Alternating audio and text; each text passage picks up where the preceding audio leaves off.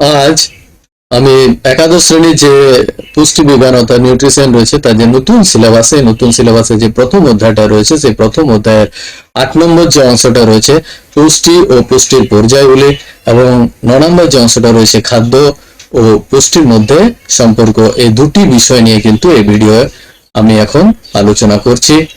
তোমাদের ভিডিওটা যদি ভালো লাগে তোমরা বন্ধুদের শেয়ার করবে, অনেক অনেক লাইক করবে এবং সাবস্ক্রাইব করে নেবে, যাতে করে আমি যখনই নতুন ভিডিও আমি নিয়ে আসবো তোমাদের কাছে কিন্তু ভিডিওটা পৌঁছে যাবে। চলো আমি বিষয়ে চলে যাই। প্রথম হচ্ছে পুষ্টি ও পুষ্টির ধাপগুলি, নিউট্রিশন অ্যান্ড ইটস প্রসেস। প্রথমে পুষ্টি, অর্থাৎ পুষ্টি আমরা কাকে বলি বা পুষ্টি বলতে আমরা কি বুঝি? যে পদ্ধতিতে জীবদেহে খাদ্য উপাদান গৃহীত হয়, গৃহীত খাদ্যের পরিপাক, শোষণ, আত্তীকরণ ও বহিষ্করণের মাধ্যমে জীবদেহের বৃদ্ধি, গঠন ও ক্ষয়পূরণ হয়, রোগ প্রতিরোধ ক্ষমতা গড়ে ওঠে এবং খাদ্য মধ্যস্থ শৈতিক শক্তি ব্যবহারযোগ্য তাপ বা গতি শক্তিতে রূপান্তরিত হয়ে জীবনের সকল মৌলিক ধর্মগুলি পালিত হয়, তাকে আমরা পুষ্টি বা নিউট্রিশন বলে থাকি। তাহলে পুষ্টি হলো এমন একটি প্রক্রিয়া যার দ্বারা খাদ্যের মধ্যে অবস্থিত পরিপোষক উপাদানগুলি জীবদেহে গৃহীত হয়, পরিপাক, শোষণ, আত্তীকরণ ও বিপাক হয় এবং দেহে সেগুলির সৎ ব্যবহারের ফলে দেহকে সুস্থ ও নিরোগ রাখে। ইংলিশে যদি আমরা বলি, nutrition is the some of all processes or all the reactions involved through which the nutrients in the food are ingested, digested, absorbed, metabolized and utilized by the body for its well-being and support all life processes। অর্থাৎ পুষ্টি বলতে আমরা কিন্তু এটাই বুঝে থাকি। চলো আমরা পুষ্টির পর্যায় বা ধাপগুলো আমরা একটু দেখে নিই। মানবদেহে পুষ্টি প্রক্রিয়াটি 5টি ক্রমিক পর্যায়ে সম্পন্ন হয়ে থাকে। প্রথম হচ্ছে খাদ্য গ্রহণ, দ্বিতীয় হচ্ছে গৃহীত খাদ্যের পরিপাক, তৃতীয় হচ্ছে পাচিত খাদ্যের শোষণ, চতুর্থ হচ্ছে শোষিত খাদ্যের আত্তীকরণ এবং শেষ বা পঞ্চম পর্যায়ে হচ্ছে অপাচ্য খাদ্যের বহিষ্করণ। এখানে আমি ধাপগুলো পরপর দিয়েছি, এগুলো কিন্তু কখনো উল্টো পাল্টা করা চলবে না, এগুলো ক্রমিক ঘটনা ঘটে থাকে। তাই প্রথম পর্যায় বা প্রথম ধাপ হচ্ছে কিন্তু খাদ্য গ্রহণ, অর্থাৎ পুষ্টির প্রথম ধাপ হচ্ছে খাদ্য গ্রহণ। দ্বিতীয় ধাপ বা দ্বিতীয় পর্যায় রয়েছে গৃহীত খাদ্যের পরিপাক। তৃতীয় পর্যায় বা তৃতীয় ধাপ হলো পাচিত খাদ্যের শোষণ। চতুর্থ ধাপ বা চতুর্থ পর্যায়ে আমরা বলে থাকি শোষিত খাদ্যের আত্তীকরণ এবং পঞ্চম বা শেষ পর্যায় বা শেষ ধাপ হলো অপাচ্য খাদ্যের বহিষ্করণ। এই 5টি পর্যায় কিন্তু ক্রমিক ভাবে ঘটে থাকে, অর্থাৎ পর কিন্তু ঘটে থাকে। এখানে আমরা আমাদের যে পুষ্টি সম্পন্ন হয়ে থাকে সেই পুষ্টি যেখানে সম্পন্ন হয়ে থাকে সেই তন্ত্রকে আমরা সাধারণত পৌষ্টিক তন্ত্র বলে থাকি এবং পৌষ্টিক তন্ত্রের যে বিভিন্ন অংশগুলো যেগুলো এই খাদ্য গ্রহণ, পরিপাক, শোষণ, আত্তীকরণ ও বহিষ্করণের সঙ্গে সম্পর্কযুক্ত সেগুলো কিন্তু এখানে দেওয়া হয়েছে। প্রথমে হচ্ছে মুখবিবর, যেখানে সাধারণত আমরা খাদ্য গ্রহণ করে থাকি, তারপরে গলবিল এবং গ্রাসনালী যেটা দিয়ে সাধারণত খাদ্য পাকস্থলীতে পৌঁছায়, পাকস্থলীতে কিন্তু খাদ্য সেখানে অর্ধপাচিত হতে থাকে। তারপরে সেই খাদ্য আবার পুনরায় ক্ষুদ্রান্তে প্রবেশ করে থাকে, যে পেঁচানো অংশগুলো দেখছো ক্ষুদ্রান্তে প্রবেশ করে থাকে এবং ক্ষুদ্রান্তে পরিপাক সম্পূর্ণ হয় এবং পরিপাক সম্পূর্ণ হওয়ার পরে আবার সেই যে পাচিত খাদ্যগুলো উৎপন্ন হলো সেগুলো শোষিত হয়ে থাকে, যে রক্ত লসিকাতে প্রবেশ করে এবং তারপরে যে অপাচ্য খাদ্য থেকে থাকে সেগুলো সাধারণত ওই যে বৃহদন্ত্র রয়েছে, বৃহদন্ত্র দিয়ে আস্তে আস্তে মলাশয়ে গিয়ে সঞ্চিত হয় এবং মলাশয় থেকে সেই অপাচ্য খাদ্য কিন্তু বায়ু দিয়ে বাইরে বেরিয়ে যায়, অর্থাৎ বহিষ্করণ ঘটে থাকে। অর্থাৎ 5টি পর্যায়ে কিন্তু পৌষ্টিক তন্ত্রের মাধ্যমে কিন্তু ঘটে থাকে। মানবদেহে যে পুষ্টি প্রক্রিয়া 5টি পর্যায়, সেই 5টি পর্যায়ে আমরা একটু পৃথক ভাবে এখানে আলোচনা করে নিচ্ছি। প্রথম যে পর্যায়টা তোমাদের বলেছিলাম সেটা হচ্ছে খাদ্য গ্রহণ বা ইনজেকশন। যে পদ্ধতিতে খাদ্য বস্তু অর্থাৎ আহার্য বস্তু যেগুলো আমরা গ্রহণ করছি পরিপাক নালীর সর্বপ্রথম অংশ অর্থাৎ মুখবিবরে গৃহীত হয় তাকে খাদ্য গ্রহণ বলা হয়। এই খাদ্য গ্রহণ কাজটি হাত, দাঁত, জিহ্বা ও মুখবিবরের সাহায্যে আমরা সম্পন্ন করে থাকি। এরপরে আসি খাদ্যের পরিপাক, যেটা দ্বিতীয় ধাপ, ডাইজেশন। খুবই ইম্পর্টেন্ট বা খুবই গুরুত্বপূর্ণ ধাপ এটা। যে পদ্ধতিতে অদ্রবণীয় জটিল কঠিন খাদ্যবস্তু পৌষ্টিক নালীর বিভিন্ন অংশের বিভিন্ন উৎসেচকের প্রভাবে ভেঙে গিয়ে দ্রবণীয় সরল ও শোষণযোগ্য খাদ্যে পরিণত হয়, তাকে গৃহীত খাদ্যের পরিপাক বলে বা ডাইজেশন বলে। এই কাজটি মুখবিবরে শুরু হয়, পরে পাকস্থলীতে এবং অবশেষে ক্ষুদ্রান্তে গিয়ে কিন্তু শেষ হয়। পৌষ্টিক নালী যে ক্ষুদ্রান্ত রয়েছে সেখানে গিয়ে এই পরিপাক কিন্তু শেষ হয় বা সম্পূর্ণ হয়ে থাকে। পরিপাকে সাহায্যকারী যে অঙ্গগুলো রয়েছে, মুখবিবর, পাকস্থলী, ক্ষুদ্রান্ত এবং বিভিন্ন গ্রন্থি রয়েছে। 3 জোড়া লালা গ্রন্থি রয়েছে, যকৃৎ, অগ্ন্যাশয়, পাক গ্রন্থি ও আন্তরিক গ্রন্থি। এই আন্তরিক গ্রন্থি, লালা গ্রন্থি এবং পরিপাক গ্রন্থি, এগুলো থেকে বিভিন্ন উৎসেচক ক্ষরিত হয় যেগুলো পরিপাকে সাহায্য করে থাকে।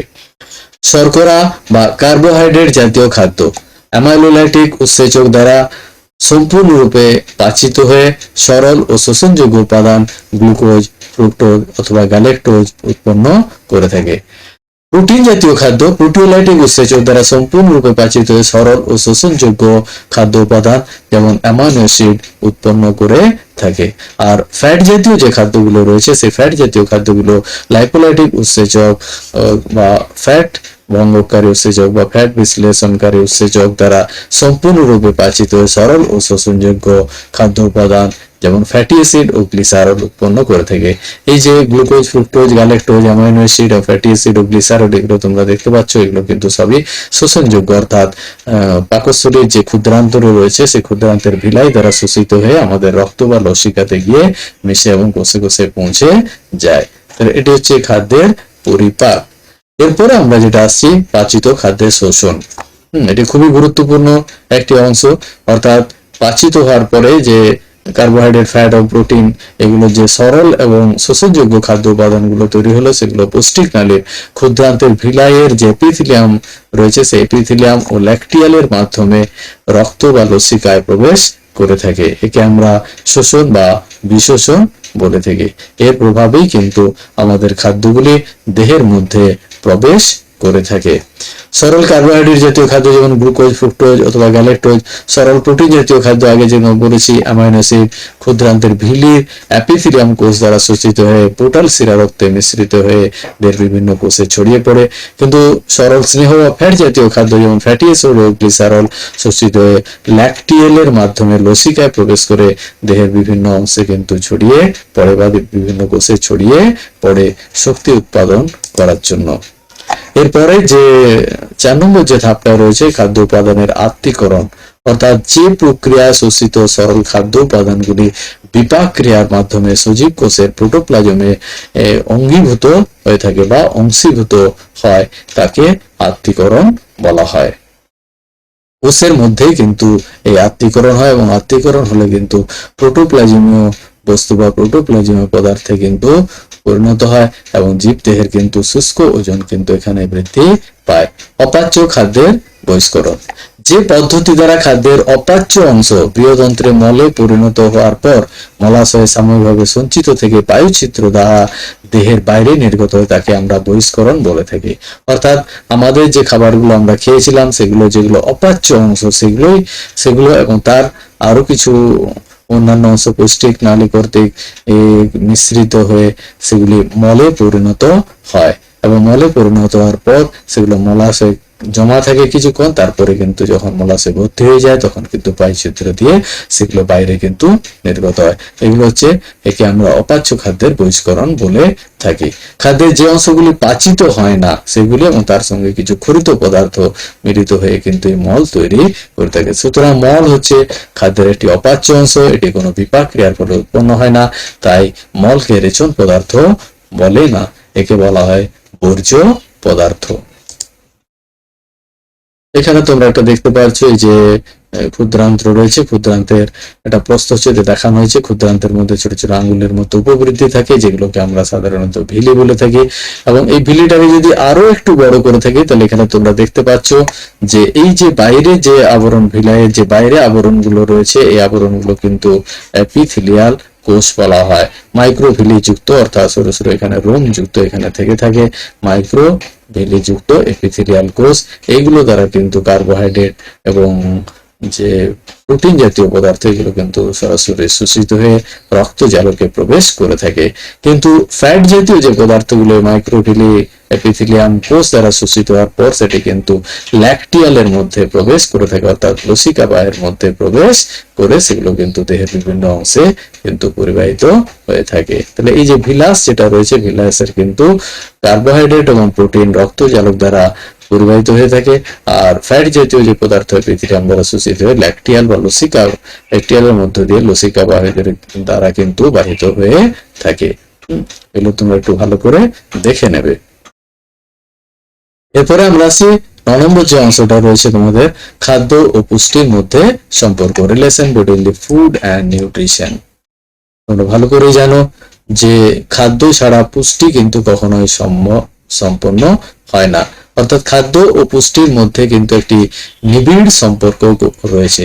খাদ্য হলো কারণ, পুষ্টি তার ফল, অর্থাৎ খাবার খেলে তবেই কিন্তু পুষ্টি লাভ হবে। খাবার যদি না খায় তাহলে কিন্তু পুষ্টি লাভ কখনোই হবে না বা পুষ্টি কখনোই সম্পন্ন হবে না। বিখ্যাত পুষ্টিবিদ ম্যাক হ্যারিসন বলেছেন, food is the instrument of nourishment and nutrition is the act of doing it। অর্থাৎ খাদ্য হলো পুষ্টি যোগানদার এবং পুষ্টি হলো তাকে কার্যকর করার একটি প্রক্রিয়া।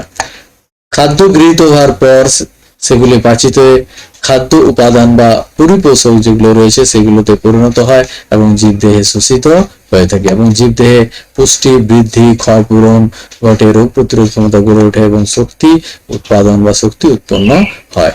যে বিপাক ক্রিয়ার ফলে জীবদেহে প্রয়োজনীয় ও খাদ্য উপাদান ও শক্তি অর্জিত হয় এবং জীবদেহে সুষ্ঠু বৃদ্ধি ও বিকাশ ঘটে থাকে তাকে আমরা সাধারণত পুষ্টি বলে থাকি।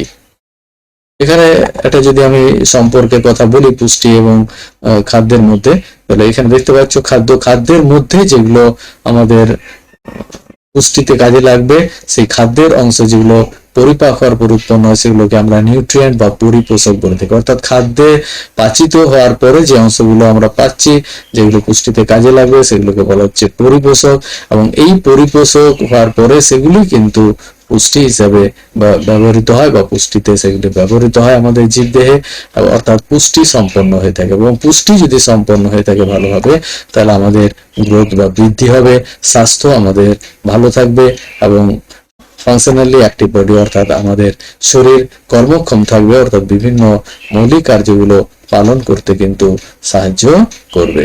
তাহলে ফুড থেকে আমরা পরিপোষক পাচ্ছি, সেই পরিপোষক ও জীবদেহে প্রবেশ করে পুষ্টি সম্পন্ন হচ্ছে।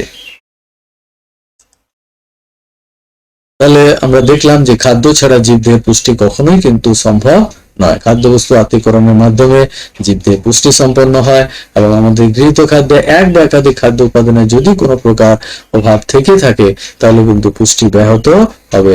আবার যদি আমরা অধিক পরিমাণে যদি আমরা খাদ্য গ্রহণ করে থাকি তাহলে তাহলেও কিন্তু পুষ্টি ব্যাহত হবে বা অতি পুষ্টি কিন্তু আমাদের শরীরের পক্ষে ক্ষতিকর হবে। খাদ্য ছাড়া পুষ্টির কথা তাই কিন্তু ভাবা যায় না। খাদ্যের মাধ্যমে পুষ্টি এবং পুষ্টির মাধ্যমে স্বাস্থ্য, এই প্রক্রিয়ার মূল নিয়ন্ত্রক হচ্ছে কিন্তু খাদ্য ছাড়া কিন্তু এগুলো সম্ভব নয়। তাই খাদ্য এবং পুষ্টির মধ্যে সম্পর্ক হিসেবে বলা যায় খাদ্যের মাধ্যমে পুষ্টি এবং পুষ্টির মাধ্যমে সুস্বাস্থ্য, দৈহিক বৃদ্ধি ও কর্মক্ষম দেহ তৈরি। আমরা সেটাকে এভাবে যদি একটু ইংরেজির মতো আমরা যদি একটু বাংলা করে নিই তাহলে কিন্তু এরকম এটাই দাঁড়ায়, খাদ্য থেকে পাচিত হওয়ার পরে আমাদের পরিপোষক গুলো আমরা পাচ্ছি অর্থাৎ খাদ্য উপাদান, সেই উপাদানগুলো থেকে আমাদের জীবদেহে প্রবেশ করলে পুষ্টি সম্পন্ন হবে এবং পুষ্টি যদি সঠিক হয়ে থাকে বা ঠিক মতো পুষ্টি যদি সম্পন্ন হয় তাহলে বৃদ্ধি সম্পন্ন হবে, দেহ নিরোগ থাকবে অর্থাৎ সুস্বাস্থ্য হবে এবং দেহে আমরা স্বাভাবিক কাজকর্ম করতে পারবো অর্থাৎ মৌলিক ধর্মগুলো আমরা পালন করতে পারবো। এটি খাদ্য এবং পুষ্টির মধ্যে সম্পর্ক। এখানে আমি পুষ্টি ও পুষ্টির পর্যায়গুলি এবং খাদ্য ও পুষ্টির মধ্যে যে সম্পর্ক যে বিষয়গুলো সেই বিষয়গুলো আমি এখানে কিন্তু শেষ করলাম। ভিডিওটা ভালো লাগলে তোমরা অবশ্যই কিন্তু এটাকে শেয়ার করবে, লাইক করবে এবং প্রয়োজনে সাবস্ক্রাইব করে নেবে। সবাইকে ধন্যবাদ। ভিডিওটা এখানেই শেষ করছি।